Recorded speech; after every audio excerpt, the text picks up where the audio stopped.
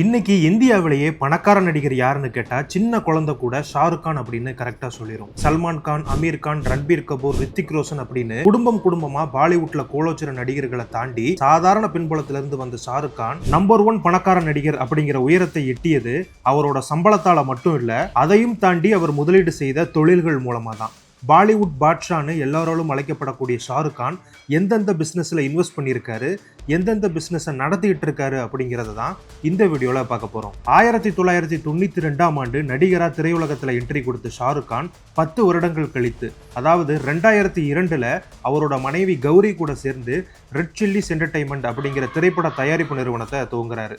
இந்த நிறுவனம் சென்னை எக்ஸ்பிரஸில் ஆரம்பித்து கடைசியாக ஹிட் அடித்த ஜவான் வரைக்கும் பல்வேறு படங்களை தயாரிச்சிருக்காங்க. அது மட்டும் இல்லாமல் வருங்காலத்தில் சினிமா இண்டஸ்ட்ரியில் விஎஃப்எக்ஸோட பங்களிப்பு அதிகமாக இருக்கும் அப்படிங்கிறத ப்ரெடிக்ட் பண்ணி 2006லேயே ரெட் சில்லிஸ் என்டர்டைன்மெண்ட் அப்படிங்கிற விஎஃப்எக்ஸ் கம்பெனியும் துவங்கியிருக்காங்க. மணிரத்னம் இயக்கிய பொன்னியின் செல்வன் படத்துக்கு கூட ரெட் சில்லிஸ் விஎஃப்எக்ஸ் நிறுவனத்தினர் தான் விஎஃப்எக்ஸ் பணிகளை செஞ்சு கொடுத்துருக்காங்க. இன்னைக்கு இந்த ரெட் சில்லிஸ் நிறுவனம் ஷாருக் கானுக்கு கோடியா சம்பாதிச்சு கொடுக்குது. ஐபிஎல்னு ஒரு கிளப் கிரிக்கெட் கான்செப்ட் இந்தியாவில் வரப்போகுது, அதை ஜாலியாக பார்த்து என்ஜாய் பண்ணலாம் அப்படின்னு தான் நம்ம எல்லாருமே நினச்சிட்டு இருப்போம்.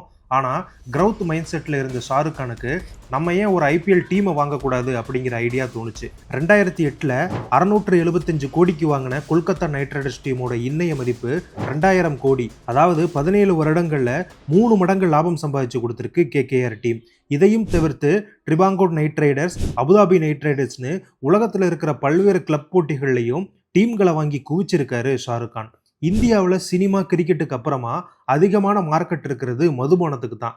இதை தெரிஞ்சுக்கிட்ட ஷாருக் கான் தன்னோட மகன் ஆரியன் கானோட இணைந்து டைவோல் அப்படிங்கிற நிறுவனத்தை துவங்கியிருக்காரு. இதன் மூலமா whisky, vodka, blunted malt whisky அப்படின்னு பல ப்ராடக்ட்களை தயாரிக்கிறாங்க. டிஷர்ட், ஸ்ட்ரீட் வியர்ஸ்னு பல்வேறு பொருட்களை இந்த நிறுவனம் உற்பத்தி பண்ணிக்கிட்டு இருக்கு. மும்பையில் அமைந்திருக்கக்கூடிய கிட்சானியா அப்படிங்கிற அம்யூஸ்மெண்ட் பார்க்கோட 24% பங்குகளை ஷாருக் கான் வச்சிருக்காரு. அதே போல மித்திக் அப்படிங்கிற என்டர்டைன்மெண்ட் நிறுவனத்திலையும் ஷாருக் கான் இன்வெஸ்ட் பண்ணியிருக்காரு.